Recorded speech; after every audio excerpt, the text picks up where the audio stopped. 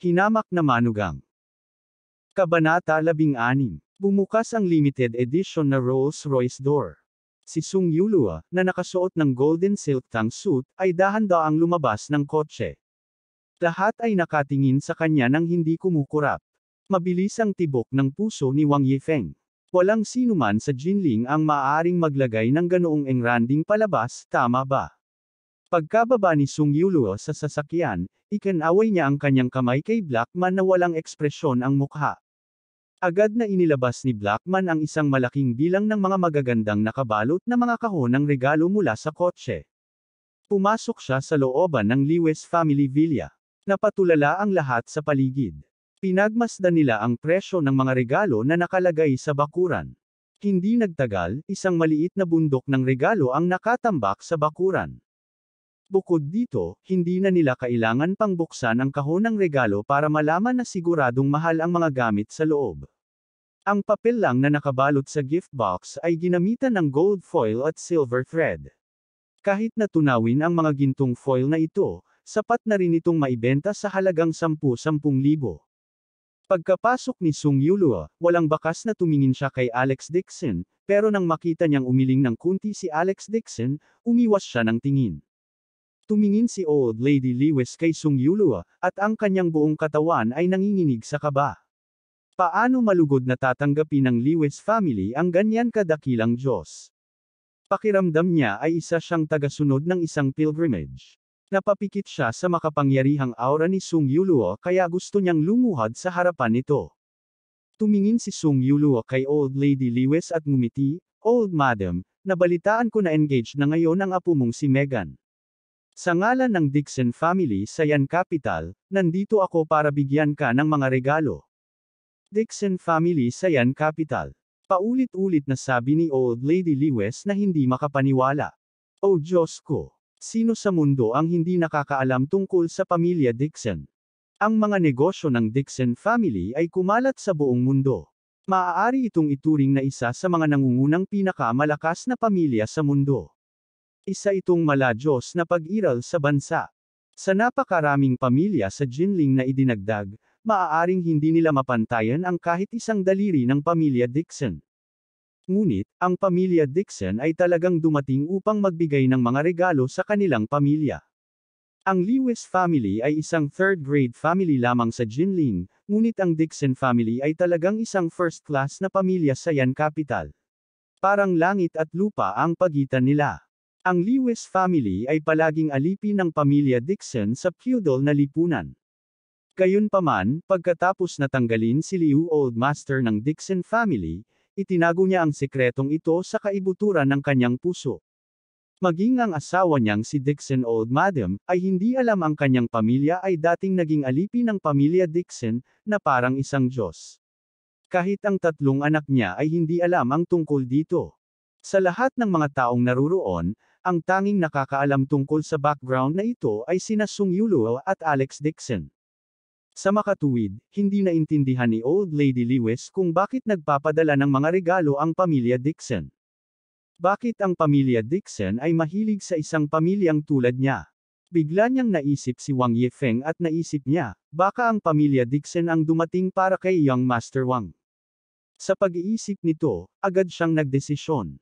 Tuwang-tuwang tinanong ni Old Lady Lewis si Wang Yifeng, "Young Master Wang, napakaganda ng relasyon mo sa Dixon family."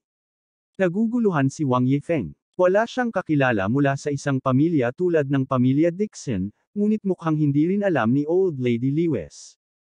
Ito ay lubhang kakaiba. Logically speaking, kung hindi nila kilala ang Dixon family, hindi sila dapat pumunta para magbigay ng regalo. Hindi kaya kilala ng kanyang ama ang pamilya Dixon. Wala sa mga taong ito na naruroon ang tila may anumang koneksyon sa pamilya Dixon. Parang ito talaga ang karelasyon ng kanyang ama. Sa pag-iisip nito, sigurado si Wang Yifeng sa kanyang puso. Kasabay nito, nakaramdam siya ng labis na kasiyahan.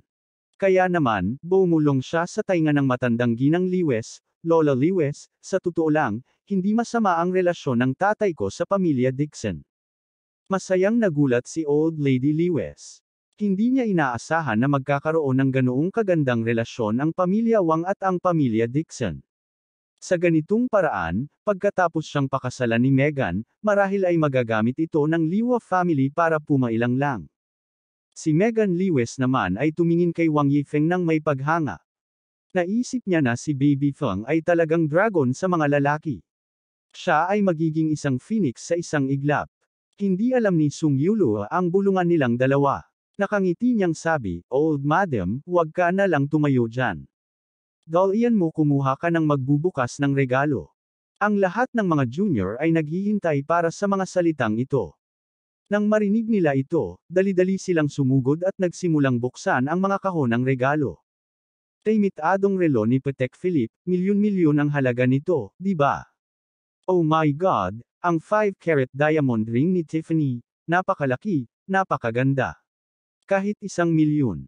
At ang custom-made crocodile leather bag ni Hermes. Ang mga bag na ito ay hindi lang milyon-milyon. At Clementine. Ang mga regalong ito ay malamang kulang-kulang higit sa 10 hanggang 20 milyon, tama. Tumingin si Meghan Lewis sa relo ng Patek Philippe, ang kanyang puso ay sumasabog sa kagalakan at ang kanyang mga mata ay nakatingin sa harapan. Hindi niya maiwasang magmakaawa kay Wang Yifeng, "Babe Feng, maaari mo bang ibigay sa akin ang relo na ito?" Siyempre, hindi naman talaga gusto ni Wang Yifeng na ibigay ito sa kanya, ngunit dahil ang relo ay relo na pangbabae, naroon din si Sung Yulua, kaya kinaway niya ang kanyang kamay at sinabing, "Dahil gustong-gusto mo yan, then isuot mo ito." Tuwang-tuwa si Meghan Lewis at agad na binuksan ang packaging at inilagay sa kanyang pulso ang relong Patek Philippe na hindi bababa sa 8 milyon. Sa pagtingin sa relo sa kanyang pulso, labis na nasasabik si Meghan Lewis. Ang relo niyang ito ay mas mahalaga pa kaysa sa mga relo ng magkakapatid na iyon. Sa pagkakataong ito, tiyak na maiinggit siya sa kanila. Tiningnan ng matandang ginang ang Patek Philippe sa pulso ni Meghan Lewis at sobrang inggit din sa kanyang puso. Bilang aktwal na pinuno ng Lewis family, madalas niyang kailangang pumunta sa lahat ng uri ng high-end na okasyon at ipakita ang kanyang mukha sa publiko. Kung maaari siyang magkaroon ng isang Patek Philippe bilang kanyang mukha, gaano kadaming mukha mayroon siya?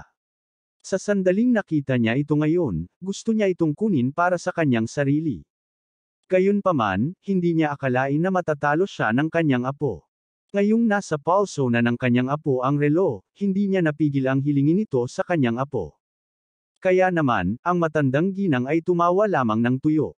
Nilainggan niya si Sung Yulua at sinabing, "Hindi pa nakikita ng mga junior ang mundo, hahayaan kitang makita ito." Kinaway ni Sung Yulua ang kanyang kamay at nakangiting sinabi, "Ayos lang." Tumingin si Helena kay Wang Yifeng na may inggit sa kanyang mga mata at pagkatapos ay tumingin kay Alex Dixon. Agad na nakaramdam ng kirot at hindi komportable ang puso niya. Ang mga paghahambing ay talagang nakakainis.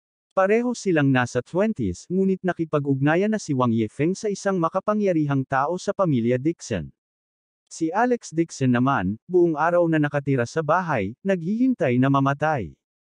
Kung ikukumpara sa kanya, ang pagkakaiba ay parang 10,000 milya.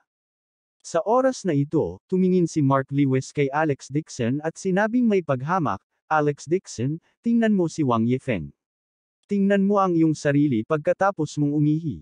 Paanong ang isang basurang tulad mo ay may mukha upang magpatuloy sa pagiging matrilocal na manugang sa Lewis family?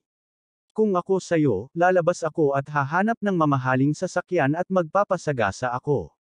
Sa ganitong paraan, mabibigyan mo pa si Jane ng kabayaran." Tumawa ng masama si Alex Dixon at hindi umimik.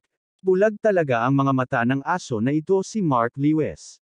Inisip niya talaga na si Sung Yulua ay dumating para kay Wang Yifeng. Katawa-tawa. Abangan ang susunod na kabanata.